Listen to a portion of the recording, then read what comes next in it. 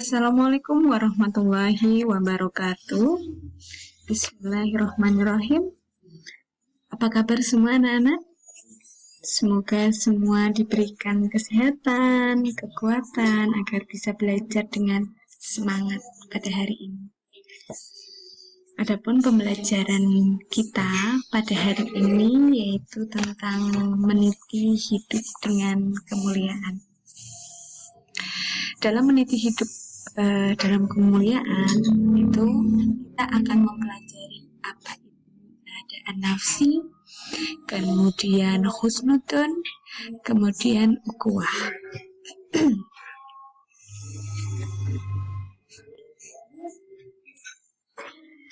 Mujahadah nafsi secara bahasa, mujahadah artinya adalah bersungguh-sungguh.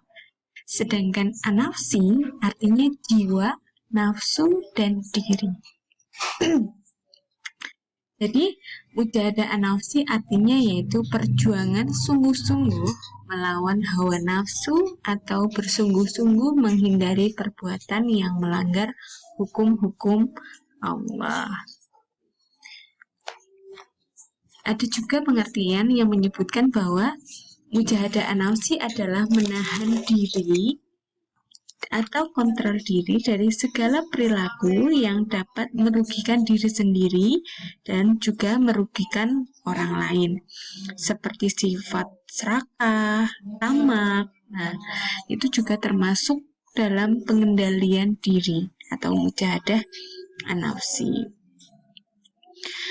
Bagaimana cara kita untuk bisa mujahadah nafsi? Yaitu salah satunya dengan cara kita melakukan puasa. Puasa adalah salah satu sarana untuk kita bisa mengendalikan diri. Macam-macam nafsu. Nah, nafsu itu dibagi menjadi 3. Yang pertama yaitu nafsu amarah.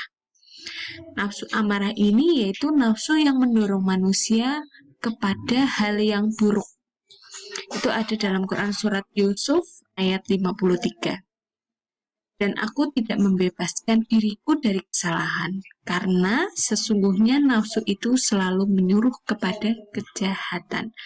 Jadi, kalau nafsu amarah itu nafsu yang memberikan kita atau mengarahkan kita kepada hal yang buruk, hal yang negatif, dan itu tidak baik jika kita memiliki nafsu amarah. Kemudian yang kedua yaitu nafsu lawamah. Nafsu lawamah itu yaitu nafsu yang menyesali setiap perbuatan buruk.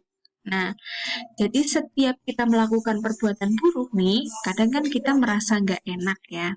Nah, nafsu ini keluar, nafsu yang kita menyesali akan perbuatan buruk yang kita lakukan. Itu ada dalam Quran surat Qiyamah. Dan aku bersumpah dengan jiwa yang amat menyesali dirinya sendiri. Kemudian, kalau nafsu yang lawamah ini baik ya, karena nafsu yang datang ketika kita melakukan perbuatan buruk. Yang ketiga yaitu nafsu mutmainnah, yaitu nafsu yang tenang. Nafsu yang tenang ini nafsu yang memberikan kita ketenangan. Jadi dalam Quran surat Al-Fajr, hai jiwa yang tenang, kembalilah kepada Tuhanmu dengan hati yang puas selagi diridhoinya. Jadi kita harus punya nih 2 nafsu, yaitu nafsu lawamah dan juga nafsu mutmainnah. Selanjutnya, dalam Quran surat Al-Anfal ayat 72 disebutkan bahwa sesungguhnya orang-orang yang beriman dan berhijrah serta berjihad dengan harta dan jiwanya pada jalan Allah dan orang-orang yang memberikan tempat kediaman dan pertolongan kepada orang-orang muhajirin, mereka itu satu sama lain lindung melindungi. Dan terhadap orang-orang yang beriman tetapi belum berhijrah, maka tidak ada kewajiban sedikit pun atasmu melindungi mereka sebelum mereka berhijrah. Akan tetapi jika mereka meminta pertolongan kepadamu dalam urusan pembelaan, dalam hal agama, maka kamu wajib memberikan pertolongan, kecuali terhadap kaum yang telah ada perjanjian antara kamu dengan mereka. Dan Allah Maha melihat apa yang kamu kerjakan. Semua yang kita kerjakan Allah itu melihat. Jadi berhati-hatilah ya. Isi kandungan dari ayat Al-Anfal ini yaitu jalinan kasih sayang yang harus senantiasa saling melindungi antar kaum muslimin. Jadi antar kaum muslimin kita itu wajib lindung melindungi. Kemudian sesama orang yang beriman harus saling membantu, menolong, memperkuat terutama saat menghadapi musibah dan kesulitan. Ini ada kaitannya dengan kondisi kita saat ini, yaitu di era pandemi seperti ini, maka kita wajib untuk saling tolong-menolong dengan sesama, terutama yang mungkin tetangganya ada yang kena COVID. Nah, itu kita wajib untuk menolong dan membantu. Kemudian, perlu kesungguhan bagi setiap muslim untuk bersama-sama memikul beban berat perjuangan. Kemudian, keberhasilan dan kesuksesan sangat dipengaruhi oleh komitmen yang tinggi, ikhtiar yang sungguh-sungguh, dan kebersamaan dalam merasakan suka maupun duka. Kemudian perlunya umat melakukan hijrah di saat menghadapi situasi dan kondisi yang serba tidak menentu. Nah, ini wajib ya. Seperti sabda Rasulullah bahwa bukanlah orang kuat itu yang biasa menang saat bertarung atau bergulat. Tetapi orang kuat itu adalah orang yang mampu mengendalikan nafsunya ketika sedang marah. Makna dari hadis tersebut yang tadi saya bacakan itu adalah pengertian kuat dalam Islam bukanlah yang selalu menang dan saat bertarung, berkelahi, atau bergulat. Namun, orang yang menang adalah orang yang mampu menahan amarahnya. Kemudian pentingnya kontrol atau mawas diri ketika meniti kehidupan. Dalam melakukan apapun, kita itu wajib untuk melakukan kontrol diri, mawas diri, introspeksi diri. Itu wajib ya, karena setiap apapun yang kita lakukan itu pasti ada akibatnya. Apapun yang kita lakukan nantinya, kita akan dimintai pertanggungjawaban. Kemudian, kemenangan dan keberhasilan hanya dapat diraih oleh orang-orang yang mampu mengendalikan dirinya, meredam hawa nafsunya saat marah, dan selalu meningkatkan kesabaran saat ditimpa musibah, masalah, dan duka nestapa. Apapun yang kita alami saat ini, kita wajib meningkatkan kesabaran. Saat suka maupun duka, kemudian musibah datang, itu kita wajib untuk meningkatkan kesabaran. Dan contoh kegiatan dalam mempraktikkan mujahadah an-nafsi dalam kehidupan sehari-hari, pertama yaitu menunaikan sholat 5 waktu tepat pada waktunya. Ini wajib banget ya, karena sholat merupakan rukun Islam. Kemudian menunaikan sholat berjamaah sesering mungkin, karena kalian tahu ya bahwa perbedaan antara sholat berjamaah dengan sholat munfarid atau sendiri itu 1:27 derajat. Kemudian mendirikan sholat dengan khusyuk. Wajib nih, sholat jangan cepet-cepet. Jangan sampai kita sholat itu yang difikirkan tetap duniawi. Kemudian berbuat baik kepada orang tua, baik yang masih hidup atau yang sudah meninggal. Dengan cara apa ketika orang tua kita sudah meninggal? Yaitu dengan cara mendoakannya, kita melakukan yang terbaik dalam kehidupan kita. Jadi ketika orang tua sudah meninggal, maka kita wajib setiap hari mendoakannya, karena amalan yang tidak terputus salah satunya adalah doa anak soleh. Kemudian menjadi rahmat di lingkungan sosial, menjadi penolong ketika ada orang lain yang kesusahan. Kemudian membersihkan hati dari rasa sombong, ria, dendam, dengki. Nah, apalagi ketika kita hidup di masyarakat itu kita tidak boleh melakukan kesombongan, keriaan, dendam. Nah, karena itu akan merugikan diri kita sendiri. Kemudian memelihara lisan dari perkataan bohong.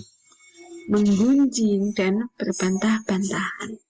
Nah, jangan sampai kita itu berbohong, karena yang namanya bohong itu pasti akan merugikan orang lain, ya kan? Karena apa? Ketika kita berbohong itu berarti kita melibatkan orang lain yang mungkin ketika kita berbohong itu akan memberikan dampak buruk.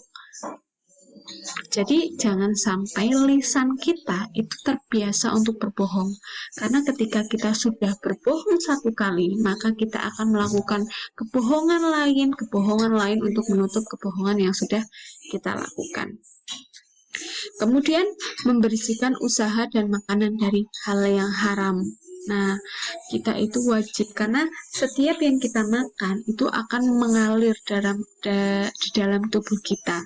Jadi apapun yang kita makan itu harus makanan yang halal, harus makanan yang baik, dari cara pendapatannya, kemudian cara pengolahannya. Nah, itu semua harus dilaksanakan dengan hal yang baik, dengan halal ya.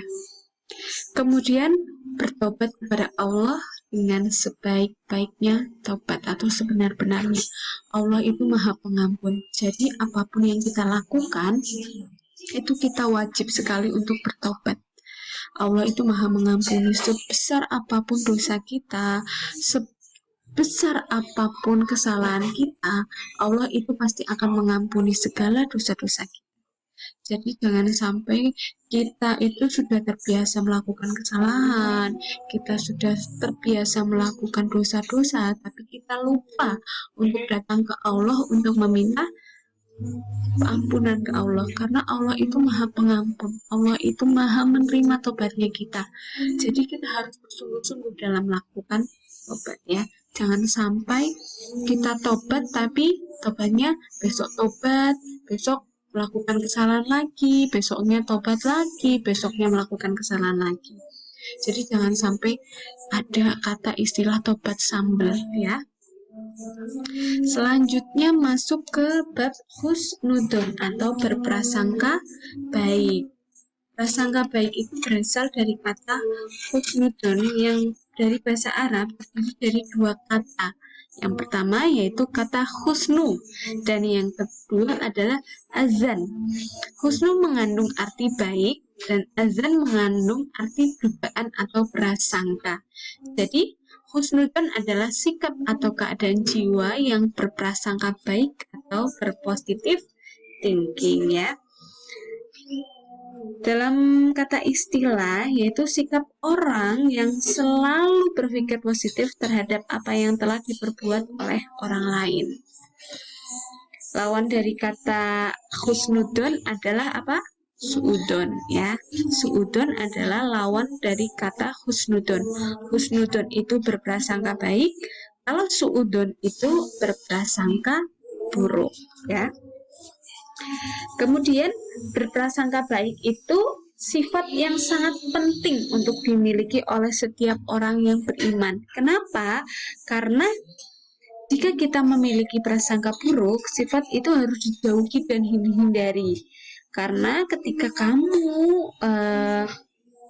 melakukan suudon ke orang lain, maka orang lain akan merasa tidak nyaman, merasa kok dia suudon terus ya ke kita, nah, itu ya.